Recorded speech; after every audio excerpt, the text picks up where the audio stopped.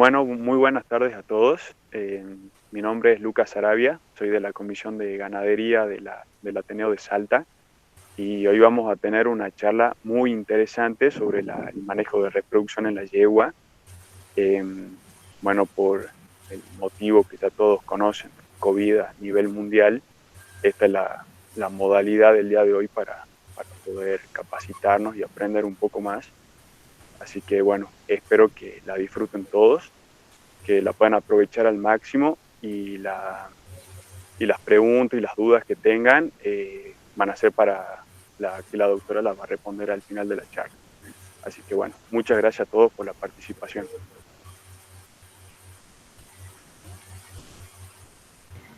Buenísimo, Lucas. Ahora la vamos a presentar a ella. Su nombre es Virginia Martínez, es médica veterinaria, especialista en reproducción equina. También trabaja en la Universidad Católica de Salta, en la Cátedra de Producción Equina y Obstetricia y Reproducción. Actualmente se dedica a la actividad profesional como médica veterinaria en la reproducción de establecimiento de cría equina. Buenas tardes, Vicky. Hola, buenas tardes, chicos. ¿Cómo andan? Bueno, te cuento que estamos de todos lados, ateneos de todo el país y gente también ajena al Ateneo, así que bueno, te damos la palabra. Dale, bueno, muchísimas gracias por invitarme a poder compartir un poco de esta información que tenemos y bueno, y entre todos seguir aprendiendo de esta forma que bueno, fue la forma que nos tuvimos que implementar y adaptarnos todos para poder aprender y seguir conociendo un poco más. Así que bueno, hoy vamos a empezar a hablar un poco del manejo reproductivo de la yegua. Para hacer una síntesis de qué es lo que vamos a ver primero, vamos a conocer el tipo de ciclo que tiene esta especie, vamos a ver las fases del ciclo estral que tiene la yegua, y después lo que vamos a hacer es poder determinar o poder llegar a un diagnóstico de la fase en la cual se encuentra nuestro animal o nuestra yegua que sea de interés que nosotros queremos preñar, ¿sí? Y por último vamos a nombrar y conocer algunas biotecnologías que se están implementando en la reproducción equina. Así que bueno, vamos a empezar. Cualquier cosa o las dudas, como les dijo recién Lucas o Agus, las dejamos para el final y todo lo que quede lo pueden ir anotando y después me lo consultan, no tengo ningún problema. Si voy muy rápido o por ahí queda algo medio inconcluso, también me lo piden y lo volvemos a repetir, no tengo ningún problema de hacerlo. Genial, Vicky, buenísimo. Bueno, para empezar, primero, ¿cómo la tenemos que ubicar esta especie? La yegua se caracteriza por tener un tipo de ciclicidad diferente a otras especies, ¿sí? Como por ejemplo, hay especies que ciclan durante todo el año. ¿Qué quiere decir esto? Que presentan celos o ovulaciones durante todo el año. O sea, es decir, que no están influenciadas ni por el fotoperiodo, ni por las horas de luz, ni porque se haga frío o calor. Entre ellas podemos nombrar la vaca. Es decir, que la vaca se podría preñar en cualquier momento del año. No hay ninguna diferencia si la preñamos en cualquier época del año, a pesar de que por un manejo productivo lo que hacemos son estacionar los servicios. A diferencia de la yegua, se caracteriza por presentar los ciclos estrales en forma estacional. ¿Sí? ¿Qué quiere decir esto? Que los celos los vamos a presentar solo en primavera y verano. Y después el resto del año, otoño e invierno, la yegua no va a presentar celos, o sea, no va a ciclar, va a estar en un periodo anovulatorio. ¿Qué quiere decir eso? Que no va a presentar ovulaciones. Es decir, que si nosotros tenemos interés de buscar un potrillo, el momento ideal para iniciar la búsqueda de este potrillo sería siempre iniciar lo más temprano posible en primavera o verano, debido a que en invierno no presenta ninguna actividad folicular ni estral durante su ciclo. Durante esta etapa anovulatoria que decíamos que la yegua no cicla, que generalmente es en otoño-invierno, tenemos un anestro profundo, que quiere decir que ahí la yegua no tiene manifestación de celo, como también los ovarios, y no hay ninguna actividad a nivel de los ovarios. Como así hay una marcada diferencia cuando estamos arrancando o reseteando esos ovarios para que inicie su actividad ovárica, y la llamamos temporada o periodo de transición primaveral. Estamos reseteando la máquina para que empiece a ciclar, porque ya se viene el aumento de horas luz y va a haber calor para que la yegua empiece a mover esos ovarios.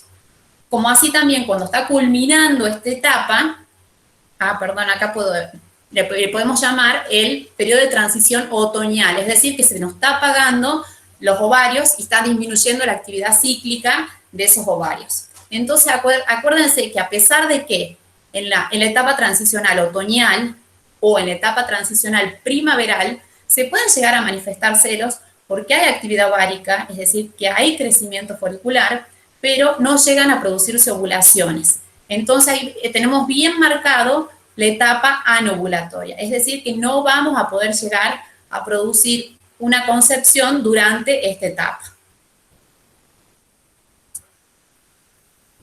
Con respecto a esto que aprendimos, entonces la yegua, ¿qué es? Es un animal poliéstrico estacional. Sí o sí va a ciclar, o sea, primavera y verano. Obviamente que hay muy pocas yeguas que capaz que presentan y manifiestan celo y llegan a ovular durante todo el año, pero es sumamente la minoría. Entonces tenemos que conocer que la yegua sí o sí va a ciclar durante la temporada de primavera-verano. El ciclo durante esta etapa va a durar aproximadamente, ¿cuánto? 21 días. Va a haber yeguas que pueden llegar a presentar ciclos un poco más cortos, de 17 o 18 días, como así también yeguas un poquito más largos, de 24 días. Por eso siempre aconsejamos a todos los productores llevar un registro o fichas individuales de cada individuo para que también lo podamos conocer, si tienen ciclos largos o ciclos cortos, o si van variando de temporada a temporada. Entonces también nos ayuda para ir conociendo y amigándonos con la reproducción de las yeguas. La pubertad. Las potrancas, ¿cuándo llegan a la pubertad? Van a llegar aproximadamente a los 18 meses, ¿sí? Podemos hablar que hay animales que pueden llegar a la pubertad entre los 10 y 24 meses como muy tarde. ¿Cuándo es la pubertad? Es la primera ovulación. ¿Qué quiere decir? Que esa yegua, esa potranca que produjo su primera ovulación, se podría llegar a preñar, pero no se encuentra apta con todo el desarrollo de toda la masa corporal ni con todo el crecimiento que necesitaba para poder llegar a producir un potrillo destetado, ¿sí? Entonces, cuando hablamos de madurez de crianza, estamos hablando o haciendo hincapié, ¿sí?, en la etapa en la cual realmente nosotros podemos decidir o tomar una decisión de que esta potranca ya está apta para poder concebir, gestar un potrillo, parir y poderlo destetar el potrillo, ¿sí? Entonces es importante tomar nota de cuándo podemos iniciar o tomar una decisión de poder realizar la primera preñez en esa potranca. Entonces, sí o sí, es importante realizarla después de los 3 años y medio. A pesar de que también nos pasó un montón de veces que por desconocimiento de los productores o porque saltó un padrillo al lote de las potrancas, tuvimos concepciones muy tempranas que lo que hacen es, impedir que esa potranca llegue a su mayor esplendor o mayor desarrollo, ¿sí?, con todas las características deseables. Capaz que lo puede llegar hasta destetar el potrillo, pero no va a ser de la mejor forma, ¿sí? Entonces es importante siempre tomar conciencia y realizarlo en los momentos oportunos, ¿sí? Bueno, en este gráfico que les muestro acá, tenemos en la parte de arriba las horas luz de acuerdo a la duración del año, ¿sí? Los meses desde enero a diciembre, ¿sí? Entonces, ¿cómo van aumentando y disminuyendo las horas de luz?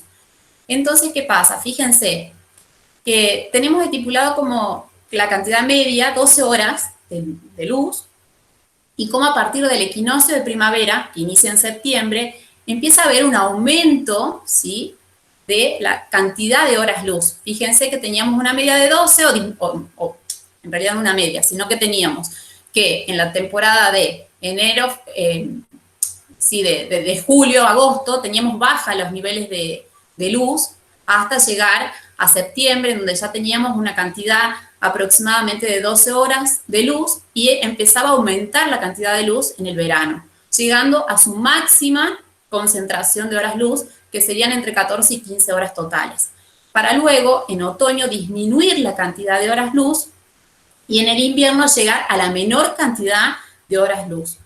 ¿Por qué hacemos referencia a esto un poco? para ver cómo la fluctuación de la cantidad de horas luz durante el día afecta a la ciclicidad de la yegua, al crecimiento folicular que tienen esos ovarios y al diámetro folicular máximo con el que deben alcanzar los folículos para que se produzca la ovulación. Entonces, como dijimos anteriormente, acá tenemos marcada con rosa, ¿sí?, la etapa ovulatoria, ¿sí? Acuérdense que es transicional. ¿Qué quiere decir? Que no, durante todo el año no está produciendo ovulaciones la yegua, sino lo realiza durante su etapa ovulatoria. Como lo marcamos anteriormente, acuérdense que es primavera y verano. Y tenemos la transición de primavera, cuando estás reseteando esos ovarios que estaban quietos, sin ninguna estructura, sin ninguna actividad, con folículos menores a 4 o 5 milímetros, para empezar a tener una actividad o una ciclicidad en las ondas foliculares. Esas ondas foliculares van a llegar capaz a 25, 30 milímetros, pero durante la etapa transicional no se van a producir ovulaciones, a pesar de que puede haber manifestaciones de celo. Pero acuérdense que esos celos son celos falsos, o por más que nosotros lo utilicemos, porque vemos realmente la sintomatología, no vamos a llegar a una preñez debido a que no se producen las ovulaciones. Recién cuando detectemos la primera ovulación, que la ovulación como mínimo se va a desarrollar a partir de los 35 milímetros de diámetro folicular, vamos a empezar a entrar en este periodo de etapa ovulatoria, ¿sí? Entonces va correspondida con el aumento de las horas luz en el día, que se producen sobre todo con mayor cantidad de horas luz en el verano. O sea, quiere decir esto que a medida que van aumentando las horas luz, la ciclicidad de la yegua se va haciendo más efectiva, ¿sí? Para luego culminar, cuando ocurre el equinoccio de otoño, empezamos a disminuir la actividad ovárica, esas ondas foliculares dejan de crecer o con tamaños más pequeños para entrar en la transición otoñal, en donde también pueden haber manifestaciones de celo, pero no vamos a tener ovulaciones ya.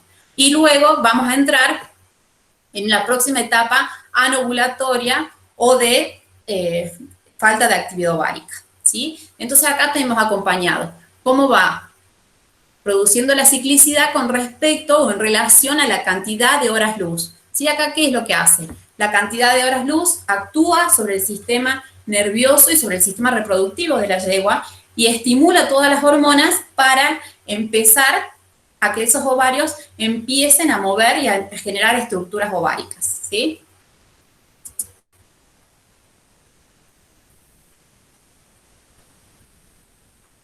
Bueno, entonces a esta estación reproductiva, que la conocimos, que dijimos que duraba aproximadamente, cada ciclo duraba 21 días, a esos 21 días aproximados los vamos a dividir en dos fases, una fase folicular y una fase luteal. La fase folicular la vamos a conocer como estro o celo, ¿sí? Es cuando la yegua, fíjense en la imagen, ahí lo muestra clarito, acepta al macho, ¿sí? Entonces a esa fase la vamos a denominar fase folicular o estro o celo, ¿sí? Que es cuando la yegua acepta la presencia del macho. A diferencia de la fase luteal, ¿sí? Contraposición, tenemos el diestro o la fase luteal, que es en donde la yegua no acepta la presencia del macho, ¿sí? Entonces lo rechaza, hay un rechazo del macho, y vamos a tener una sintomatología muy característica que ya la vamos a ver. Entonces acuérdense que esos 21 días podemos encontrarnos durante la fase folicular o bien durante la fase luteal. La fase folicular, denominada estro o celo, ¿sí? Tiene una duración aproximadamente de 4 a 7 días. Es el periodo de receptibilidad del macho. Fíjense la yegua acá, la foto que tenemos, ¿sí? La yegua se queda quieta, inmóvil, levanta la cola, coloca la cola en trompeta, ¿sí? Fíjense que desplaza la cola, produce micciones en presencia del macho, ¿sí? Fíjense la actitud, con las orejas levantadas, ¿sí? Está tranquila la yegua, no está enojada, ¿sí? Está muy aceptando la presencia del macho cerca. Entonces los síntomas característicos que vamos a tener es eso, la aceptación al macho, que levanta la cola, produce micciones frecuentes, el guiño vulvar, que también es bien característico, y acuérdense que esas micciones, ¿qué es lo que va a hacer? va a liberar feromonas, que eso también van a estimular al padrillo, ¿sí? Para producir también todo el proceso que se tiene que llevar de cortejo, ¿sí? Para producir el servicio y lograr la gestación. Entonces acá tenemos aumentos de estrógeno, que lo que hacen es la manifestación de celo, y en contraposición tenemos la disminución de la progesterona. Durante esta fase tenemos que saber, se produce la ovulación. La ovulación va a ocurrir entre 24 o 48 horas antes de finalizar el celo, ¿sí? O sea que tenemos un celo que dura entre 4 o 7 días, en promedio 6 días o 7 días, la ovulación va a ocurrir entre el día 4 y medio, 5, ¿sí? Es decir, que la yegua va a ovular y puede seguir manifestando celo, porque también que era lo que pasaba, ¿no? Varios clientes tuvimos que por ahí nosotros íbamos, revisábamos la yegua y confirmábamos la ovulación mediante ecografía o tacto rectal. Cuando nos íbamos, nos llamaban y nos decían, pero ¿cómo puede ser que esté ovulada si sigue manifestando celo? Y sí, acuérdense que la ovulación se va a producir durante la fase. No es como en otras especies, como por ejemplo la vaca, que tiene que producirse primero el celo, cortar el celo y recién se va a producir la ovulación. Acá, a diferencia, por ser un celo muy largo, la ovulación ocurre dentro de la fase folicular o del estro, ¿sí? Entonces eso es muy importante. Va a ocurrir entre 24 o 48 horas antes o previos a finalizar esta etapa, ¿sí? Al finalizar el estro. Entonces eso es algo muy importante para aprender y conocer. Después tenemos celos silentes, que también son muy comunes. Tenemos varias yeguas que por tener un potrillo al pie, puede ser que no manifiesten celo, porque están en entrenamiento, también no manifiesten celo, por ser potrancas y desconocer también, porque a veces cuando las personas los encargados o los padrilleros que acercan el padrillo para ver y retajear y confirmar si el animal está en celo, el padrillo, imagínense, viene de estar encerrado, lo sacan y parece un monstruo que se le tira encima. Entonces, bueno, la potranca, que es la primera vez que se le están acercando un padrillo, en vez de estar tranquila y poder manifestar celo, lo único que hace es quererlo sacar pateando y no le importa otra cosa, ¿sí?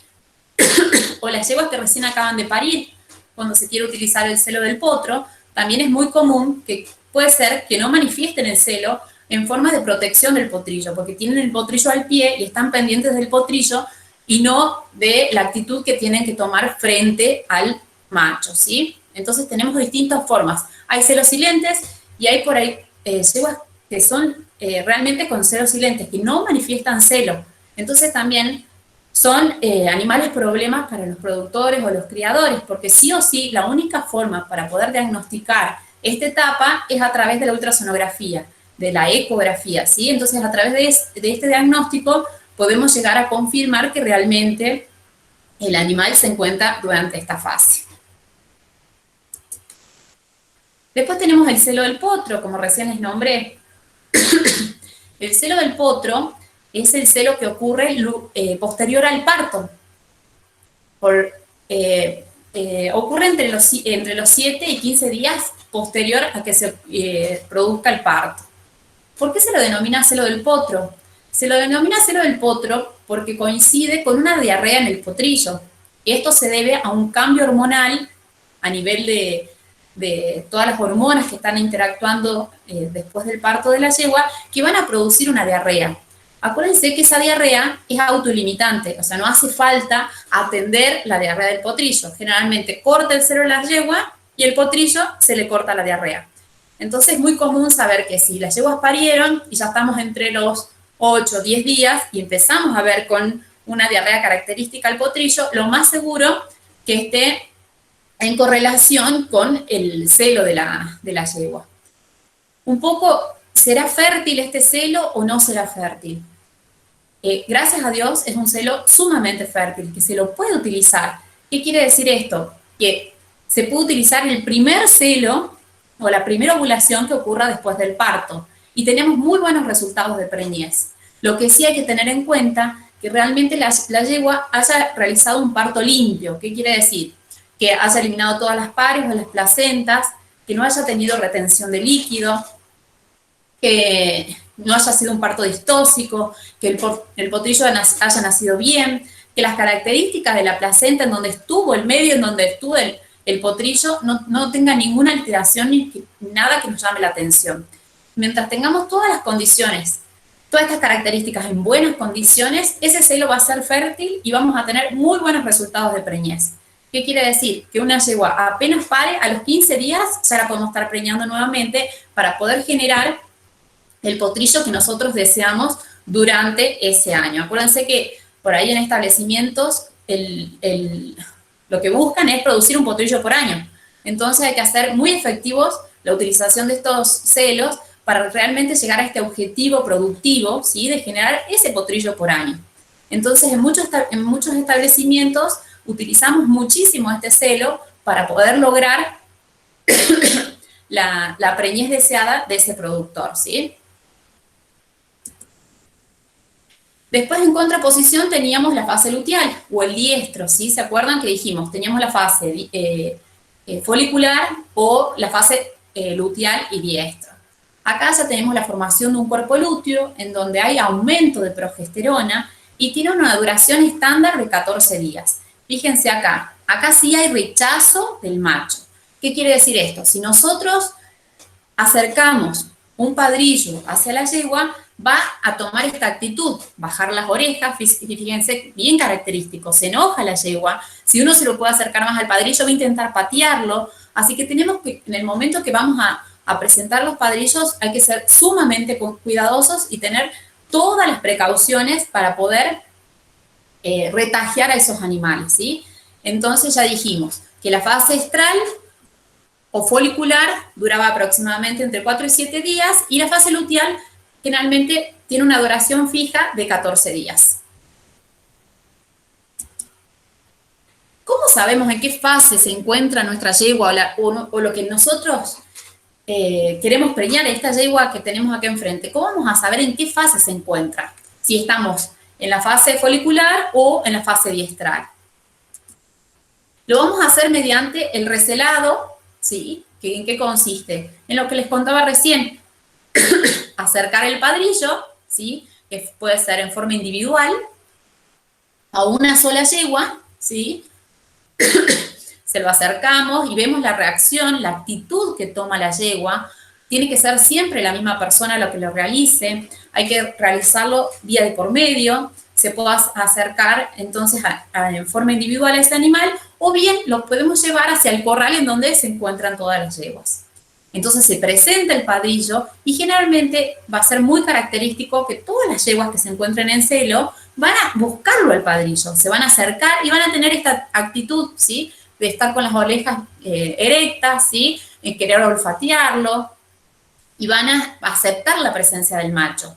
Acá sí hay que tener mucho cuidado que cuando hagamos el recelado, el retajeo, nunca utilizar el mejor padrillo que tengamos del establecimiento, porque por ahí puede recibir o alguna patada, o puede lesionarse, o buscar hacerlo dentro de los boxes. Uno cuando ya va conociendo los animales saben cómo reaccionan y cómo van a actuar frente a la presencia de las yeguas. Fíjense que acá justamente están utilizando un alambrado, que acá este alambrado también eran corrales de bovinos, por eso tenemos todos los alambres hasta al alambre inferior. Cuando trabajamos con equinos siempre recomendamos los últimos 2 o 3 hilos no colocarlos, si es solo de equinos, porque acuérdense que son las principales lesiones en los equinos, son producidas o son producto de los alambres. Entonces siempre cuando vayamos a retajear, busquemos un lugar que sea seguro, tanto para la yegua, para el padrillo y para la persona que también está manejando los animales. Acuérdense que hay padrillos que son que tienen mucha libido y que pueden reaccionar en forma violenta, como también el mismo padrillo puede patear la yegua o la yegua también puede patear al padrillo.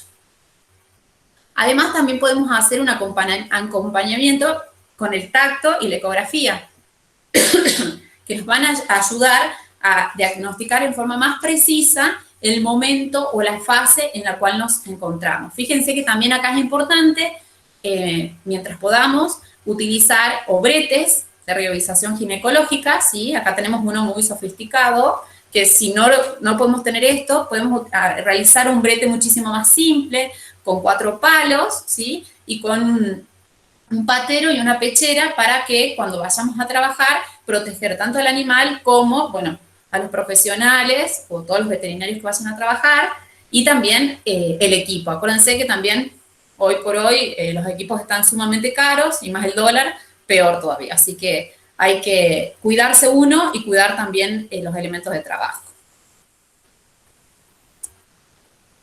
Bueno, ¿cómo vamos a dar servicio a esa yegua?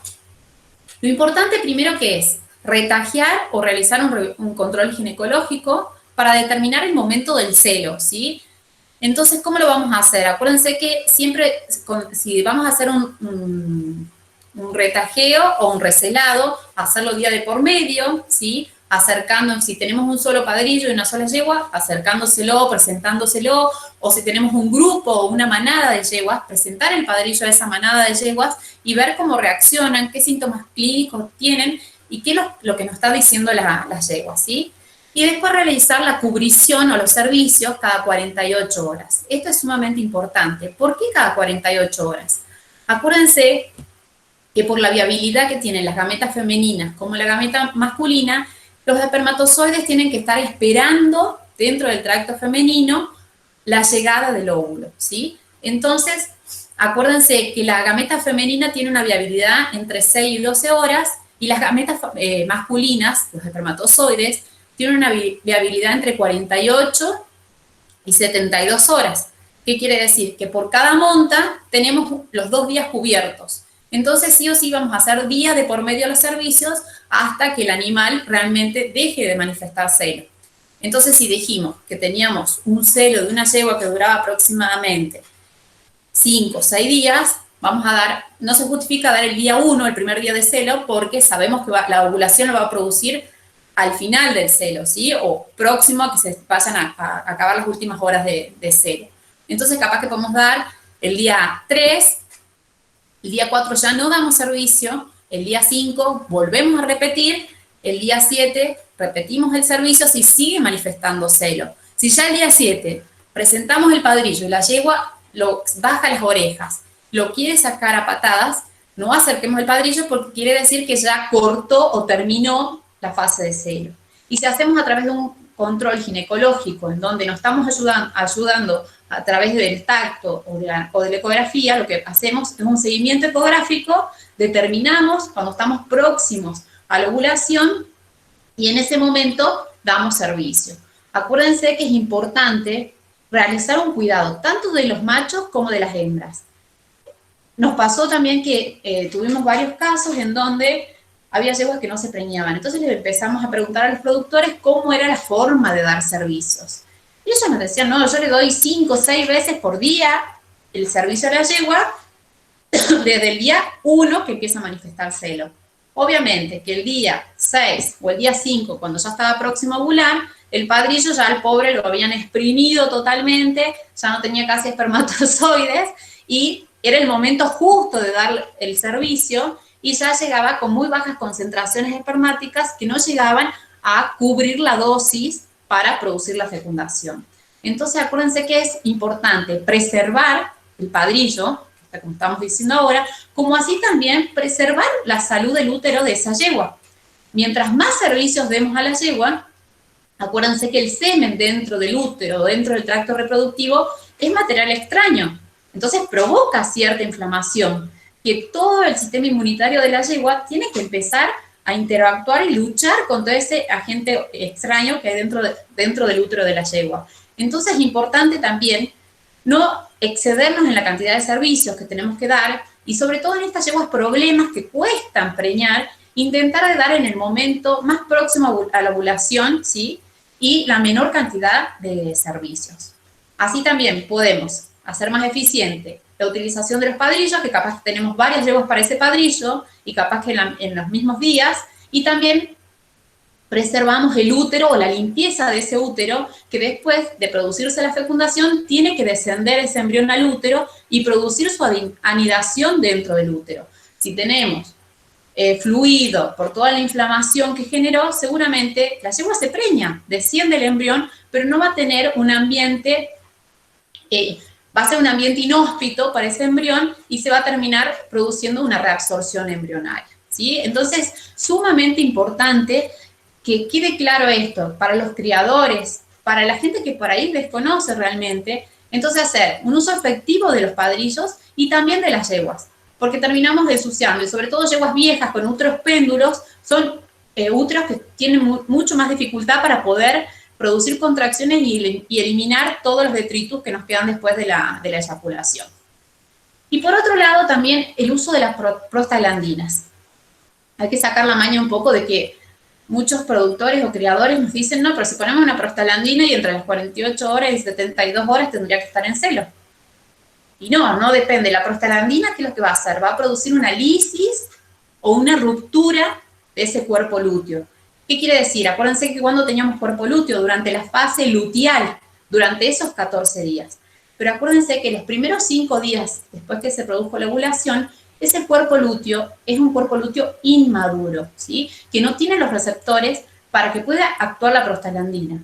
¿Qué quiere decir? Que si nosotros, después de haber producido la ovulación, colocamos una prostaglandina, o durante esos 5 días, es como colocarle agua, ¿sí? Entonces no vamos a tener una repercusión o un resultado deseado. A diferencia que si lo colocamos después del día 5, de que tenemos un cuerpo lúteo maduro, vamos a inducir un celo, ¿sí? Pero acuérdense que es importantísimo que conocer primero en qué fase del ciclo estamos. Y eso es muy fácil. Retajeando podemos saber, ¿sí? Y todas las anotaciones que lleva el productor o el criador, ¿sí? Hay mucha gente que conoce sumamente a su animal, a su yegua, y sabe cuándo estuvo en celo, o si estuvo en celo hace 2 semanas, hace 3 semanas, o ayer o antes de ayer ya la vi en celo. Entonces, haciendo una buena anamnesis o preguntándole, podemos llegar, también nos pueden brindar mayor información para poder predecir en qué fase del ciclo estral está. Y después, obviamente, el diagnóstico de gestación para obtener el producto que estamos buscando. Con respecto a los sistemas de manejo, ¿cómo podemos tener los manejos reproductivos? Pueden ser de forma extensiva, de forma semi-intensiva o de forma intensiva. Y después con aplicación de tecnologías reproductivas. Con respecto al manejo extensivo, son generalmente todos los establecimientos que se encuentran con manejo a campo, que generalmente son manadas de yeguas en donde se introduce un padrillo y lo soltamos a ese padrillo durante 30 o 45 días, que por lo menos lleguemos a utilizar 2 ciclos por animal para que se produzca la gestación, ¿sí? Entonces se utiliza un padrillo cada 20 o cada 25 yeguas. Siempre intentamos de buscar, bueno, la genética que estamos utilizando, y luego este tipo de manejo es muy común, sobre todo en caballos criollos, ¿sí? En donde se trabaja mucho a campo. Tiene muy buena fertilidad, es un manejo que vamos a tener muy buena tasa de preñez, va a ser sumamente económico, no vamos a tener tanto control sanitario, pero lo que sí, acuérdense que ¿qué va a pasar? Podemos llegar a tener riesgo de lesiones. Imagínense un padrillo que entre en una manada en donde, como dijimos, la mayor cantidad del tiempo de esos 21 días, los 14 días, estamos en la fase diestral. Entonces una yegua, si no está en la etapa de celo, le va a dar una linda patada, entonces por ahí podemos llegar a tener mayor cantidad de lesiones. O también, ¿qué puede pasar? Que también nos pasó, que por ahí, ¿qué es lo que pasa? Hay padrillos que en una yegua que el celo duraba 4 o 5 días y está saltándola muchas veces, ¿sí? Durante todos los días, y cuando se tiene que producir la ovulación, como dijimos, ya es un padrillo exhausto, ya no tiene las concentraciones que necesitamos para poder producir la gestación. Entonces, por ahí, bueno, hay que tener cierto control y manejo veterinario para poder llegar a esto de tener buenas tasas de fertilidad o buenas tasas de concepción, ¿sí? Igual, generalmente metemos un físico-culturista dentro de esta manada y el pobre sale a los 40, 45 días hecho una hilacha porque estuvo trabajando y retajeando, buscando las yeguas en celo, sirviendo. Y imagínense, a veces también pasa que ese padrillo se enamora de una yegua y la sirve 3, 4, 5 veces por día, y hay otras yeguas que capaz que no les da ni bolilla, entonces también nos puede alterar el resultado que deseamos por un mal manejo o mala actividad del reproductor. También tenemos que saber que el reproductor que estamos introduciendo a una manada tenga muy buena libido y también tenga muy buena calidad seminal. Si utilizamos un reproductor en donde no se realizó un examen andrológico y no tenemos buena calidad seminal, seguramente la tasa de preñez también nos va a disminuir. Después tenemos los manejos semi-intensivos, que pueden ser también en distintos establecimientos, en donde ya hay mayor intervención del humano, en donde se retajea, se recelea todo el día de por medio, vamos llevando un control de los animales, ¿sí? Y lo que hacemos es disminuimos el número de montas por celo de yegua y aumentamos el número de yeguas que podemos utilizar por semental, ¿sí? Fíjense, necesitamos mayor personal porque también, fíjense, es importantísimo que cuando vayamos a dar servicio a una yegua, por más que la yegua manifieste celo y sea característico que acepta el macho, se puede asustar o puede reaccionar de alguna forma, siempre es sumamente importante realizar trabar el animal, ¿sí? Fíjense, desde los nudos hacia el pecho, a un collarón, ¿sí? Con esto impedimos que pueda llegar a lesionar al padrillo. Y otra cosa importante, fíjense que tenemos vendada la cola, ¿sí? Porque acuérdense que los pelos de las crines son sumamente duros y pueden llegar a producir alguna lesión a nivel del pene, ¿sí? Entonces, es importante porque ¿qué hacemos?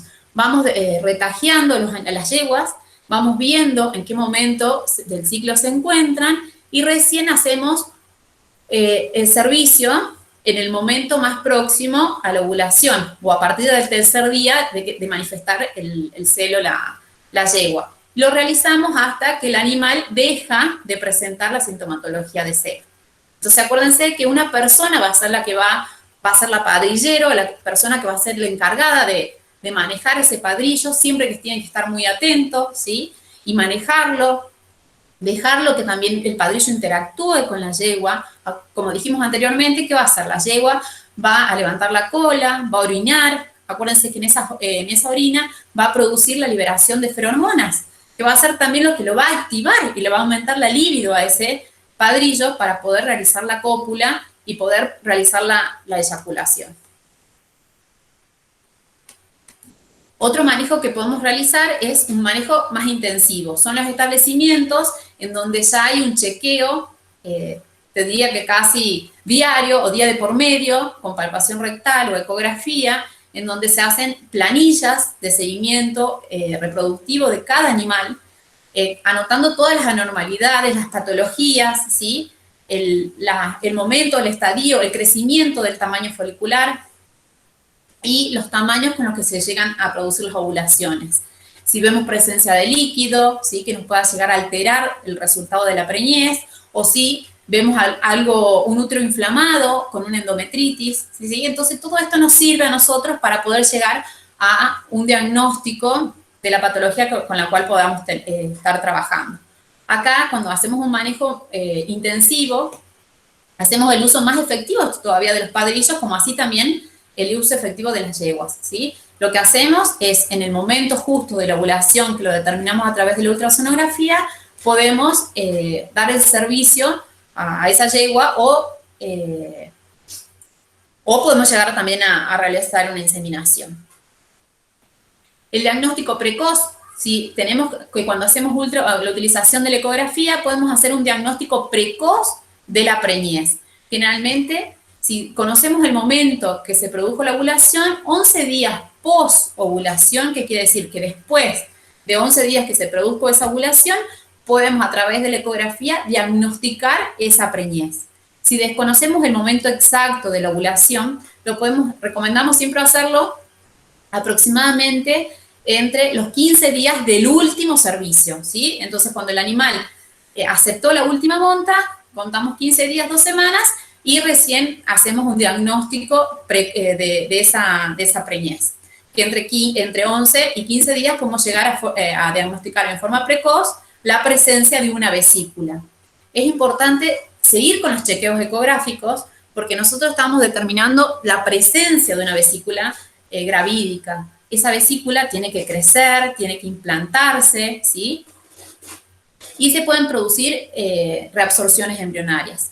Entonces, hasta el día 45 tenemos altas chances de reabsorción, altos porcentajes de reabsorciones embrionarias, así que siempre recomendamos hacer una ecografía el día 15, el día 25, en donde vemos la viabilidad, porque vemos el latido cardíaco de esos embriones, el día 45, en donde ya se produjo una implantación de ese embrión, y podemos hacer la última ecografía el día 60 para corroborar que estamos en presencia de un feto y que esa preñez tiene que llegar a término, ¿sí?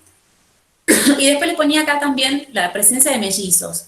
Acuérdense que es una especie en donde no son deseados los mellizos porque hay una competencia dentro del útero, o también la misma yegua tiene una incapacidad casi de poder llegar a término 2 potrillos, o es una preñez de riesgo, en donde tienen que tener una tensión diferencial, diferente, para poder llegar a término esos dos potrillos.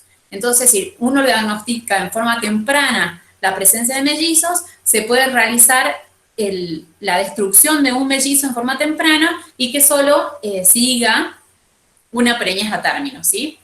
Esto ya en otra ocasión, si quieren, o si alguno tiene alguna duda y quiere saber, lo podemos comentar. Y por último, tenemos la reproducción asistida. La reproducción asistida, ¿cómo la podemos hacer? Mediante inseminación artificial, que potenciamos todos los genes de los machos, o mediante transferencia embrionaria, que potenciamos los genes de los machos y utilizamos la inseminación, más lo de la hembra, la yegua donante. Y después también tenemos la utilización de clones, ¿sí? Que son las 3 biotecnologías que se están implementando actualmente en la reproducción equina. La inseminación artificial, ¿en qué consiste? En la colecta, ¿sí? Fíjense que acá también se traba la yegua, ¿sí? Una persona maneja el padrillo, otra está atenta a cómo reacciona la yegua y la veterinaria que va a hacer la colecta de ese semen. Siempre utilizamos un animal en celo y si llegamos a un establecimiento y no tenemos un animal en celo, podemos utilizar una yegua vieja o si no enseñarles a los padrillos a saltar sobre un súcubo o un potro, que se puede hacer hechizos en algunos centros de monta, se encuentran y los padrillos ya al ver el súcubo salen de su box y ya saben cuando entran a la sala de colecta o de extracción de semen, saben lo que tienen que hacer, ¿sí? Entonces siempre hay que estar atento. Fíjense que podemos ver o medir los pulsos de liberación espermática si ponemos la mano sobre la base del pene y que va acompañado con un latigueo, ¿sí? De la cola, esos pulsos. La inseminación artificial, ¿en qué consiste? En determinar también a través de la ultrasonografía, fíjense acá tenemos un folículo que ya está próximo a ovular, ¿sí? Entonces, cuando llegamos a este momento, introducimos ese material que colectamos dentro del tracto reproductivo. La inseminación puede ser con semen fresco, con semen refrigerado o bien con semen congelado, ¿sí? Cada una de estas técnicas va a tener sus características especiales para llegar al éxito de la preñez, ¿sí? Entonces, ¿qué consiste? El semen fresco, por algún impedimento, capaz que hay una yegua que está con un potrillo, que no se deja saltar o no se deja servir, entonces lo que hacemos es colectar el semen y la podemos inseminar a esa yegua. O tenemos un padrillo que tenemos para dar servicio 3 yeguas en el mismo día y en vez de hacer un salto a cada yegua, lo que hacemos es una colecta, ¿sí? Medimos la concentración espermática y dividimos las dosis para cada una de las yeguas, así logramos la preñez. Con semen refrigerado, ¿para qué nos sirve? Acá en Salta tuvimos recibiendo material genético de Tucumán, de Buenos Aires, nos enviaron semen, ¿sí? Para producir todas esas gestaciones con productos de otro origen. Como así también nosotros tuvimos la posibilidad de mandar este material hacia otras provincias. En nuestra región se caracteriza mucho por tener la raza, los caballos peruanos de paso. Somos una de las principales provincias que tenemos que nos destacamos en esta cría de esta raza, así que tenemos varias provincias que están empezando a desarrollar o a crecer en esta raza y están solicitando material genético de nuestra localidad. Así que también realizamos varios envíos durante la temporada reproductiva hacia otras zonas. Y después semen congelado, ¿qué hacemos? Se congela ese material, se guarda en los termos de nitrógeno, ¿sí? Y ese material queda, si se guarda en esas condiciones, puede quedar por años y se utiliza en el momento deseado. Capaz que el reproductor o el padrillo se puede haber muerto y podemos seguir utilizando el material genético o las gametas de ese padrillo, ¿sí?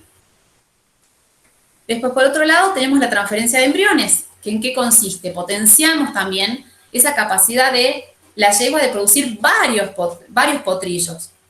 ¿En qué consiste? Podemos utilizar una donante y unas receptoras. Las donantes, ¿qué características tienen que tener? Una superioridad genética, son madres que están en competiciones, que están concursando, compitiendo, que no pueden estar todo un año parados porque siguen su actividad, o yeguas que presentan algún tipo de patología. Nos pasó que tuvimos una yegua que 2 temporadas consecutivas parían y los potrillos se morían, no les podía parir, y por más que tenga atención veterinaria durante el parto, siempre se nos morían los potrillos. Tuvimos la gracia de que el año pasado logramos sacarle 2 embriones, ¿sí? Logramos preñar esos embriones en las receptoras y por fin pudimos tener los potrillos de esa yegua que eran muy buscados y que nunca lo habíamos podido tener porque se morían. Y después, por último, también aumentamos el número de potros por yegua, porque podemos llegar a sacar varios potrillos durante la temporada reproductiva. ¿Qué característica tiene que tener la receptora? Fíjense acá, si vemos la foto, esto no es una yegua, es una mula, ¿sí? Se pueden utilizar mulas que son muy buenas receptoras, tienen muy buen útero y son muy buenas madres, ¿sí? Entonces se están utilizando también otras especies para ser receptoras, o si no, son yeguas que utilizamos que no tienen que tener una carga genética importante. Lo que sí siempre recomendamos que tengan un plan sanitario al día y que por lo menos hayan parido o que se caractericen por ser buenas madres, ¿sí? Es importantísimo porque la yegua receptora va a ser también la que le va a transmitir toda la parte del ambiente, ¿sí? Entonces, por ahí, si utilizamos yeguas que son sumamente chúcaras y después tenemos que atender ese potrillo, obviamente la receptora, cuando nos queramos acercar o a realizar alguna maniobra, nos va a querer sacar zumbando. Entonces, es importante siempre, por lo menos, utilizar yeguas que sean dóciles o mansas para el uso de esos úteros que puedan parir los embriones de yeguas genéticamente superiores. Como un dato, en Argentina, una yegua de polo que durante una sola temporada le lograron sacar 14 preñeces, ¿sí? Acuérdense que Argentina es el primer país productor de caballos de polo y son nuestros caballos sumamente buscados, ¿sí? Entonces, la gran cantidad de embriones que comercializamos, te diría que casi entre el 80 y el 90% son todos productos de esta raza, que es la raza de polo.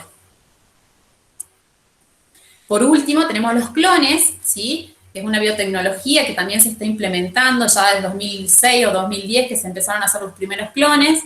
Obviamente que es un negocio millonario, sobre todo, como les comentaba recién. Tenemos los mejores jugadores, ¿sí? Con las mejores yeguas. Son muy buscadas a nivel internacional, tanto los jugadores como los caballos nuestros. Y generalmente ya hay varias empresas que están realizando clonaciones en nuestro país, sobre todo en Buenos Aires, ¿sí? Que están alcanzando alrededor de 50 clones al año. Y para tener en cuenta, esta es la yegua cuartetera, la mejor yegua de Adolfo Cambiaso, que le lograron sacar también, creo que se sacaron, no sé, como 12 clones. Y en un partido abierto jugó la misma yegua, esta la madre, junto con 6 clones de ella, jugaron un mismo partido. Entonces, bueno, es una biotecnología que también se está implementando, a pesar de que tienen sus bastantes fallas, en donde no todos los potrillos nacen bien, tienen sus defectos, pero ya se está poniendo más a término la técnica, y bueno, tiene mucho por explotar, y bueno, y por seguir creciendo y generar también un mayor incremento de toda la comercialización de estos caballos que son tan buscados a nivel internacional. Bueno, la clave del éxito en esto que estamos buscando, buscar un potrillo, tener que todas las yeguas se nos preñen, esa yegua que tanto buscábamos que no se nos preñaba, lograr preñar, ¿qué es importante? Que la yegua tenga primero una buena condición corporal. Es importantísimo o suministrarle el alimento que necesita o destinar los mejores potreros para las yeguas que queremos preñar o las yeguas preñadas, como así también para las que vayan a parir, ¿sí? Después la sanidad, hacer mucho hincapié en la sanidad. Hay mucha gente que menosprecia la sanidad, ¿sí? Y en realidad la sanidad es una inversión, pero a largo plazo se va a justificar y se va a disolver rapidísimo. Muchas veces tenemos criadores que utilizan o invierten muchísima plata en los servicios de padrillos que son sumamente valiosos, con servicios de $1.000, $1.500, $2.000, acá en el norte, capaz que en Buenos Aires, en Córdoba, pueden llegar a pagar muchísimo más, y por no querer realizar un plan sanitario completo, ¿sí? Terminamos en un aborto que a último tercio de gestación termina produciéndose un aborto, y ese tan deseado potrillo que estábamos buscando nos termina frustrando porque se produjo un aborto. Entonces creo que es importantísimo hacer mucho hincapié en la sanidad de nuestros animales, de las yeguas, ¿sí? Para que puedan llegar a parir en buenas condiciones, porque acuérdense que los potrillos cuando nacen no tienen los anticuerpos que la placenta de la madre no le pasa ningún tipo de anticuerpo. O sea que es sumamente importante el calostrado de ese potrillo, en donde va a recibir toda la inmunidad pasiva para poder estar fuerte y tener todas las defensas del medio ambiente. Como así también realizar las desparasitaciones acordes, ¿sí? Y después lo que sigue es también realizar controles veterinarios, como decíamos, de esas gestaciones, que recomendamos siempre realizar controles entre los 15 días, 25 días, para ver la viabilidad de ese embrión, en donde ya podemos corroborar el latido cardíaco. A los 45 días podemos hacer un rechequeo, o a los 60 días, en donde ya uno se queda tranquilo como productor o como veterinario de que ese embrión o ese feto a partir de los 60 días ya va en camino, mientras el productor o el cliente siga a rajatabla con toda la sanidad y todas las necesidades que tenga esa yegua. Y por otro lado, es importantísimo el trabajo en equipo, ¿sí? No solo el veterinario, sino también el propietario o el productor, la gente que nos ayuda en el campo, y la yegua y el padrillo también necesitan poner lo suyo para poder llegar a este éxito que necesitamos o que estamos buscando entre todos. Así que, bueno, este era un poquito lo que quería mostrarles o enseñarles. Por ahí demasiada información en muy poco tiempo, pero bueno, un poco mostrarle lo que hacemos o las cosas que por ahí tenemos en cuenta, y para que todos sigamos aprendiendo y bueno, ayudándonos en lo que podamos.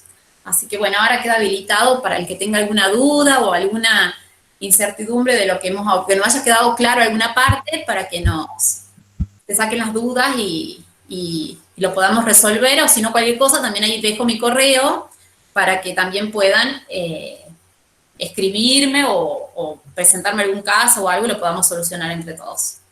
Así que muchas gracias. Buenísimo, Vicky, la verdad es que estuvo increíble, súper entendible. Yo tomé apuntes como 6 hojas, ya escribí, así que me encantó, al menos a mí. Y acá estamos recibiendo algunas consultas, te las voy leyendo, ¿te parece? Dale. Bien, la pregunta primera dice: ¿a qué se debe que algunos padrillos no refrigeren?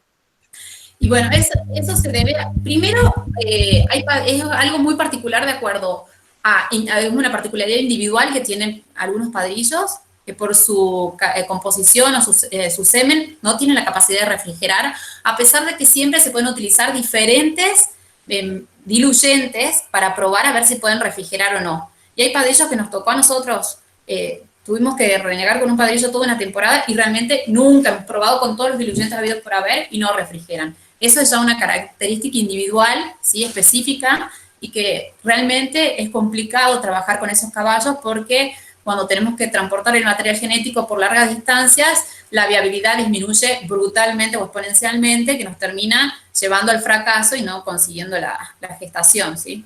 pero eso es algo muy particular e individual de cada padrillo. Te escucho otra vez. Dice, ¿cuál es la cantidad o dosis de espermatozoides que debe tener una pipeta para inseminar con semen refrigerado o congelado? Bueno, eso es muy variable. Con semen refrigerado estamos utilizando entre 800 y 1000 espermatozoides, entre 800 y millones, miles millones de espermatozoides mótiles para poder inseminar. Y después con semen congelado, depende mucho también y en forma individual de cómo está congelando cada padrillo. Hay padrillos que congelan muy bien y que capaz que necesitamos muy pocas pajuelas, como así también padrillos que necesitamos potenciar o aumentar, ¿sí?, la concentración espermática para poder llegar a conseguir la preñez. Pero sí estipulamos también 800 millones de espermatozoides mótiles. Bien, vamos a la próxima. Si la diarrea del potrillo sigue luego del celo que genera la madre, ¿afecta el encuentro con el padrillo? Ay, perdón, ¿cómo es, Agus? Si la diarrea del potrillo sigue luego del celo que genera la madre, ¿afecta el encuentro con el padrillo?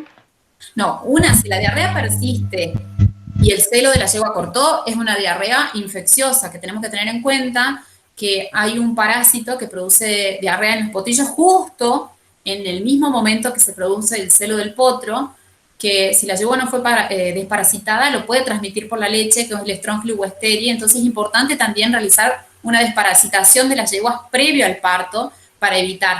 Pero si la diarrea no es autolimitante y persiste, y ya tenemos un potrillo con sintomatología de deshidratación o mucosas pálidas, que el potrillo esté echado, ¿sí? Sí o sí necesita una atención veterinaria.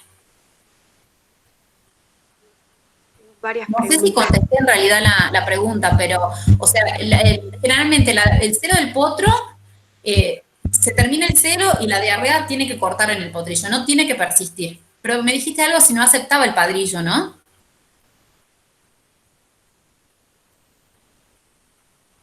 Si afectaba el encuentro en realidad con el padrillo.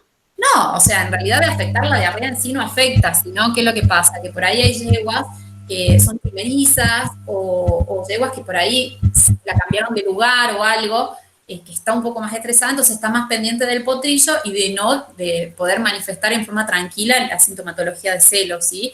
Entonces, por ahí, eso más que nada. Puede ser, pero como te digo, sería un celo silente, a pesar de que la yegua está manifestando, o sea, se encuentra dentro de la fase estral. ¿Es recomendable hacer lavajes uterinos entre el parto y el celo del potro para tener una mayor eficiencia en este celo? En realidad, no está demostrado que realmente sí podemos utilizar. Si vemos que se demoró en liberar la placenta, que hay presencia de líquido cuando ya estamos próximos a entrar en celo, líquido en abundancia o una inflamación, directamente recomendamos no utilizar el celo, ese celo del potro, sino dejarlo pasar o hacer un tratamiento, instaurar un tratamiento de esa endometritis y utilizar el próximo celo. Pero son efectivos los lavajes, sí, se puede realizar el lavaje y recién utilizar no el celo del potro, no ese primer celo, sino el segundo celo para llegar al éxito de la preñez.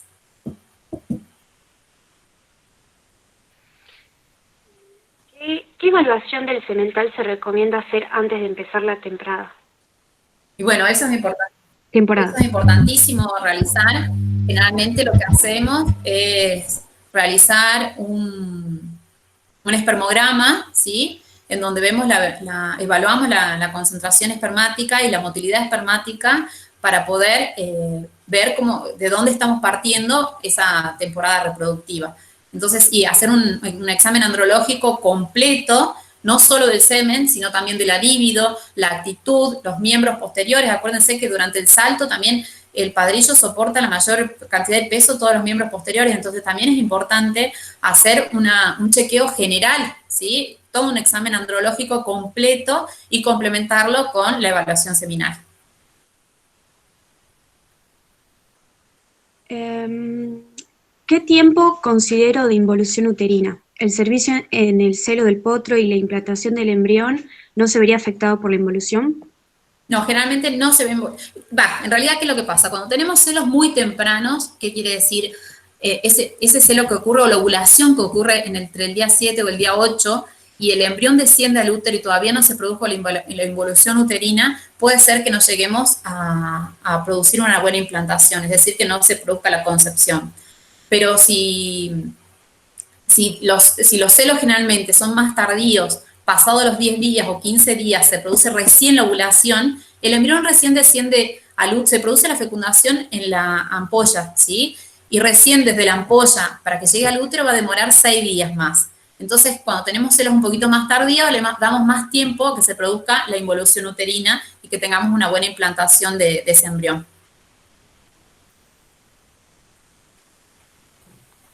¿Cómo puedo saber de manera simple el tiempo de preñez que lleva la yegua? No, de manera simple está medio complicado porque son muy engañosas las yeguas. Nos pasó que nos decían, nos traían una yegua flaquísima, con un vientre súper plano, que para mí obviamente que era de acá la China, que estaba vacía, metimos la mano y había un potrillo adentro, o sea que realmente estimar de así de manera simple, a simple vista, yo no me juego ni por una yegua muy gorda, que también tuvimos muchas yeguas que nos pasaba, que estábamos reconfiados, o los mismos productores estaban confiados porque nosotros íbamos al establecimiento y nos decían, no, ahí están tranquilas, mirá la panza que tiene, o no, están espectaculares, no vimos nada raro, y nos confiamos en decir, bueno, están bien las yeguas porque no vieron nada, y cuando ya empezábamos a esperarla en el momento del parto, empezamos a chequearlas y estaban vacías. Entonces, sí, de manera simple saber cómo está preñada la yegua, medio complicado. ¿Cuántas dosis pueden salir de un solo salto del padrillo? Y eso, como te dije anteriormente, es muy individual. Tuvimos padrillos que podemos sacar varias dosis, hasta 6 dosis, y padrillos que capaz que nos daban una dosis y padrillos que no llegaban a la dosis que necesitábamos para producir la inseminación, ¿sí? Entonces eso es muy variable, de acuerdo, es algo que puede variar mucho de acuerdo a cada individuo. Y acá tenemos la última pregunta. ¿Cuántos servicios naturales por día es recomendable que haga un padrillo para que la concentración espermática sea eficiente? Mira, eso hay que manejarlo, es muy importante esa pregunta que hicieron.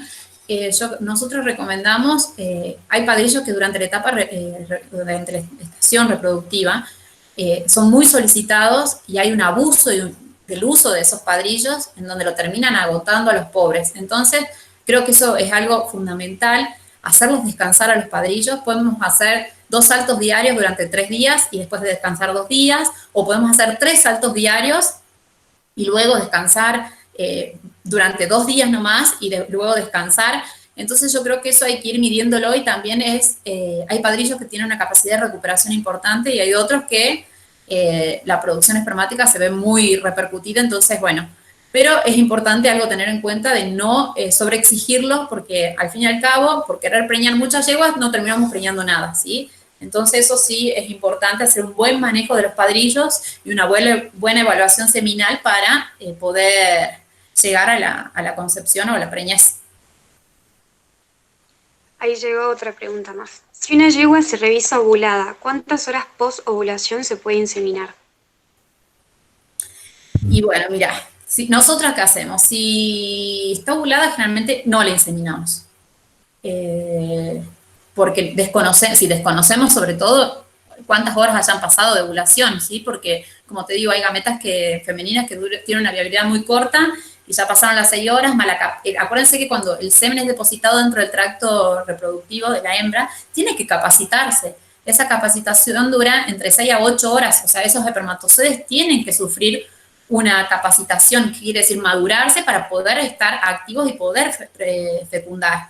Entonces ya tenemos esa cantidad de horas que necesita el espermatozoide dentro del tracto reproductivo. Salvo que hagamos una inseminación profunda y coloquemos los espermatozoides dentro de la unión útero-tubárica y cruzar los dedos para que preñe. Pero generalmente si está ovulada no inseminamos, salvo que, bueno, sea un material que nos hayan enviado y que de mala suerte se nos ovuló la yegua y entre tirarlo a la basura y utilizarlo, lo utilizamos. Pero generalmente recomendamos que cuando el animal está ovulado no inseminarlo.